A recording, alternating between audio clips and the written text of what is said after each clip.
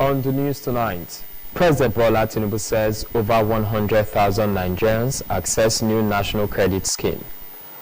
Vice President Kashim Shettima urges world leaders to take decisive steps towards tackling climate change. State government restates commitments to invest in sports infrastructure, expand grassroots talent development. And abroad, DR Congo, Rwanda signed peace deal in United States to end years of fighting. Good evening and welcome to the Delta Television News at 8. I am Ogaga Ikama. President Bola Tinubu has stated that a fundamental transformation has been achieved in empowering citizens and fostering thriving enterprises, with over 100,000 Nigerians accessing the new National Consumer Credit Scheme. He made the statement in Abuja at the 32nd annual meetings of the Afreximbank, where he conferred a national honor, Grand Commander of the Order of the Niger, GCON, on outgoing President and Chairman of the Board of Directors of the African Export-Import Bank, Professor Benedict Orama, for his outstanding contributions to the development of Africa, particularly prioritizing Nigerians' interests. According to the President, 400,000 more Nigerians have been added to the queue for the next phase of the scheme. Over 279 roads have been completed as part of the infrastructure, with 65 under construction and 260 road interventions executed. Major arteries like the Lagos-Calabar Coastal Highway, Sokoto-Bagadri Superhighway, and the Abuja-Kaduna-Kano Road are reshaping national logistics and regional integration, the President stated. In a statement by the Special Advisor to the President on Information and Strategy, Mr. Bayo Onaniga, President Tinubu expressed appreciation for Professor Orama's leadership role in expanding trade on the continent by leveraging opportunities, integrating and streamlining payment systems, and facilitating development projects for both the private and public sectors. President Tinubu noted that this year's meeting, Building the Future on Decades of Resilience, was timely and profound.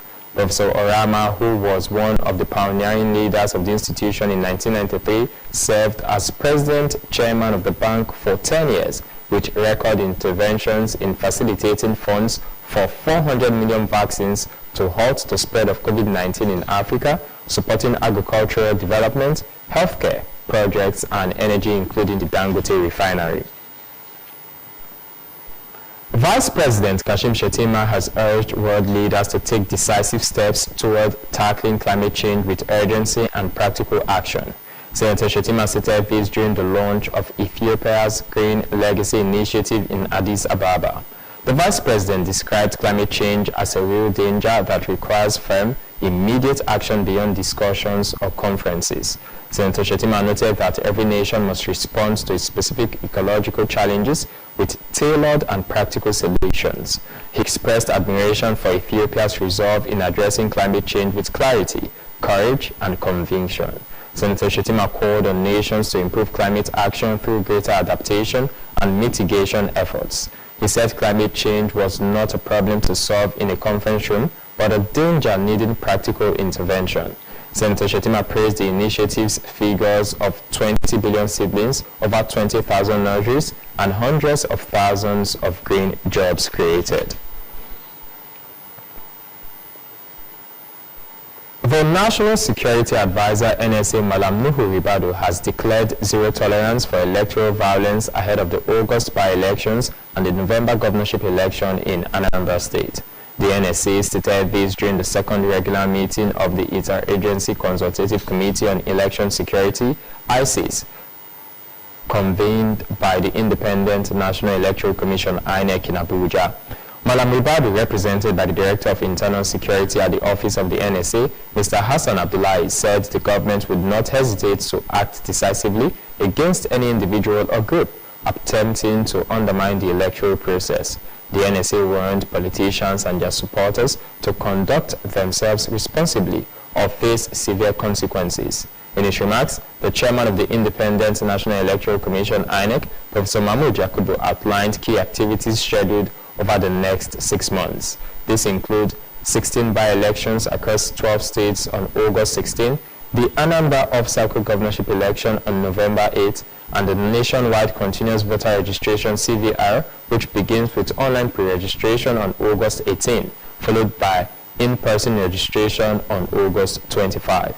Professor Yakubu urged security agencies to provide adequate protection for election personnel, materials, and voters. He confirmed that 2 court-ordered rerun elections previously disrupted by violence will also be conducted in Enugu and Kano on August 16, following security guarantees. The General Officer commanding 81 Division of the Nigerian Army, Major General Farouk Minjinyawa, has pledged to collaborate with the Nigeria Customs Service to boost border security operations. Major General Minjinyawa gave the assurance in a statement by the division's spokesperson, Lieutenant Colonel Musa Yahaya.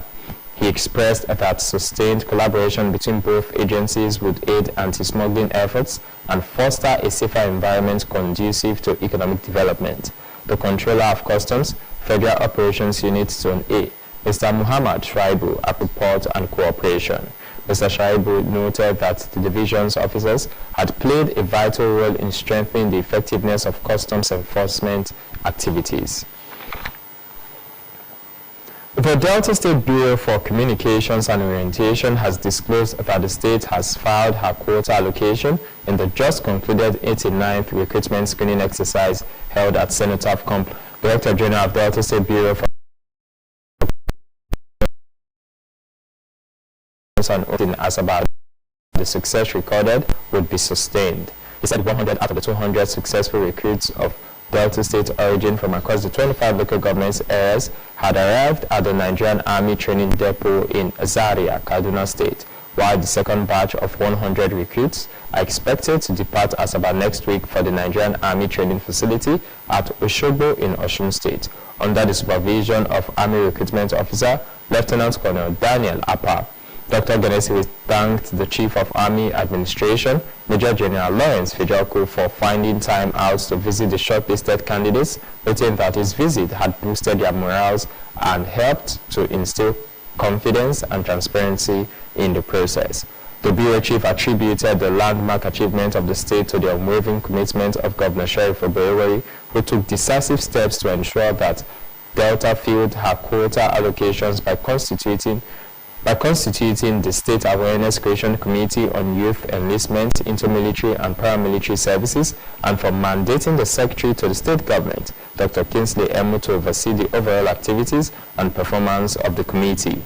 He emphasized that the proactive steps taken by Governor Oberewari has finally paid off as the state government filled her quota in the 89th Army recruitment exercise.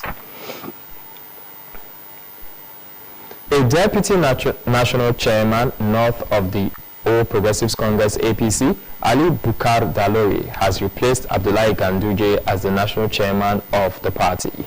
This followed the resignation of ex-Kano Governor Ganduje as the party chairman on Thursday. APC spokesman Mr. Felix Morka said in a statement that his resignation, which was effective immediately, was offered to enable him attend to urgent and important personal matters. Mr. Morka said President Tinubu directed Mr. Dalori to assume the position of acting national chairman, pending the meeting of the National Executive Committee, NEC, of the party to be summoned immediately to fill the vacancy created by the resignation. Alad Northwest Zone assumed leadership of the governor from May 2023. In January 2025, Tinubu appointed chairman of the Federal Airports Authority of Nigeria, FAN.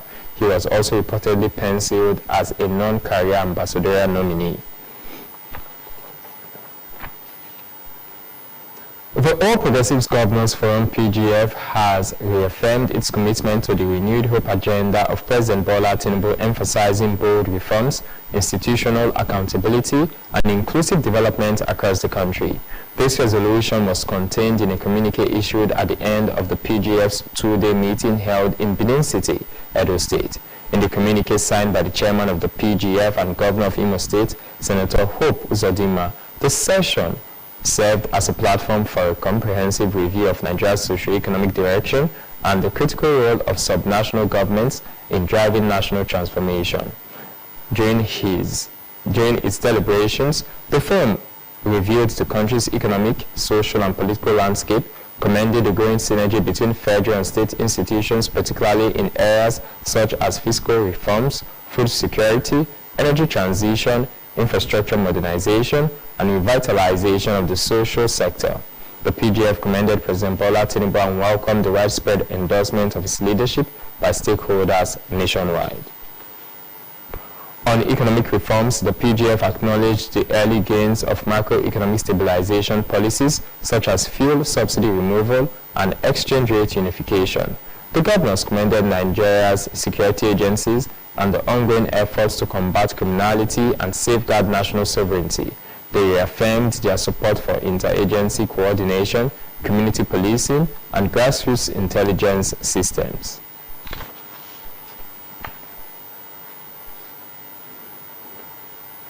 The governors urged Nigerians at home and abroad to rally behind President Tinubu and the APC as the country advances toward a more secure, inclusive, and forward-looking future. In attendance were governors of the All Progressives Congress APC, including newly aligned member Governor Umar Eno of Akwa Ibom State. As part of its continuous investment in the education sector, the NEPL and Seplat Energy joint venture has commissioned 3 new state-of-the-art technology, engineering, arts, and mathematics STEAM laboratories in Benin City, Edo State. The report.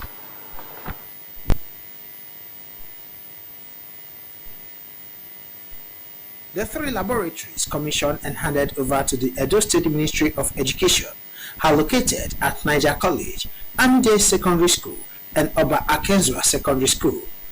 The Director, External Affairs and Social Performance, Seplat Energy, Mrs. Choma Affairs, said the science, technology, engineering, arts, and mathematics STEAM approach to learning was a holistic and interdisciplinary approach that encouraged students to explore the connections between different subjects, igniting their curiosity and she thanked the government of Edo State under Governor Monday Okpebholo for providing the enabling environment for the partners to deliver such strategic interventions in education. One of our commitments to make this is that every year we will have 2 months around with the teachers training program working with the Ministry of Education. And this year we have more than 50 plans for Edo State to train people through education and for supporting the governor's mantra.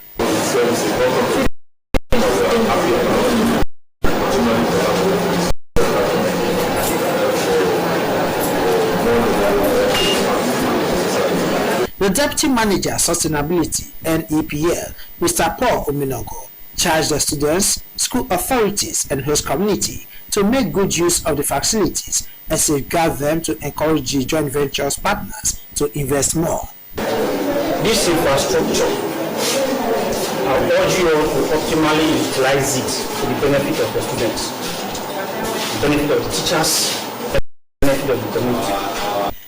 Edo State Commissioner for Mining, Oil and Gas, Mr. Andrew Ijagbai, applauded the joint venture partners for the great work they have done, both in supporting the vision of Governor Okpebholo and investing in quality education for the citizens. Governors like people with capacity. So with the capacity you have shown to us,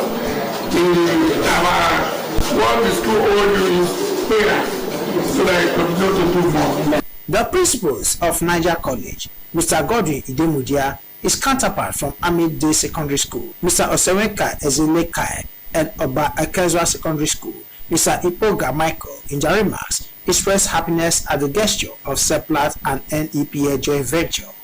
The STEAM labs, which are fully equipped with modern education tools, including computer systems, internet access, and subject-specific materials, would help revolutionize the way science, technology, engineering, arts, and mathematics are taught in secondary schools.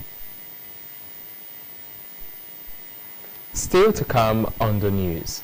DR Congo, Rwanda signed peace deal in United States to end years of fighting. Details of this and more coming up shortly.